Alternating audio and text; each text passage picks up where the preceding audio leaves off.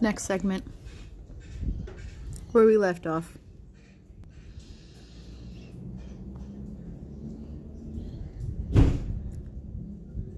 And disappeared into the storm, whereby the cries became even louder.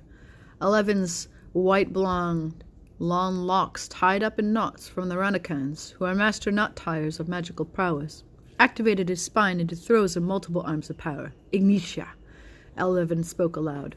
The tendrils of his hair activated and sprung forth from his person, 15 astral arms of power, the sacred number of peace and holiness. The spirit of Alakra shone through his swords, and as his invisible arms began to cut through the creatures of darkness.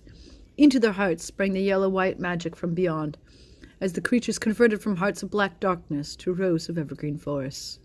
One by one they fell from the sky into the fiery pits of the mountain, turning to dust from the ultra-hot ashes. Well, that was fun. Janita fell by his left wing and smiled a golden smile of warmth. Silence fell over the mountains, save the growing fires from the depth of the earth. Shoshana appeared just below their wings of the skies.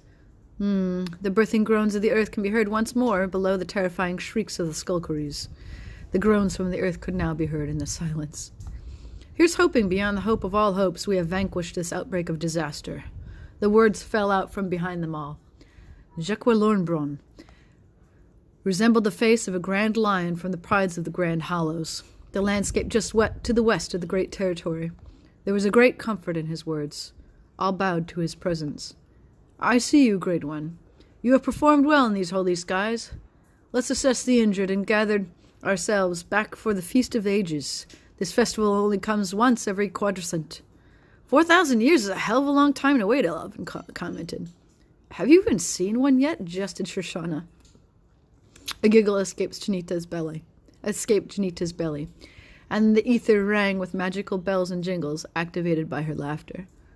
Eleven narrowed his smiling eyes and glared over at Janita. Funny. Very funny, guys.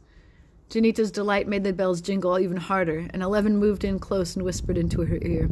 Arista Dorana, cielo sonsora. A warm smell spread across her face, as her body activated with warmness that somehow Eleven always knew how to activate within her. Onward, the Jequa commanded. While it wasn't knowledge to all the people in their city, Eleven was some 1,500 years old, but most importantly, he was being taught by the Master of Time, Lordress Kalamala.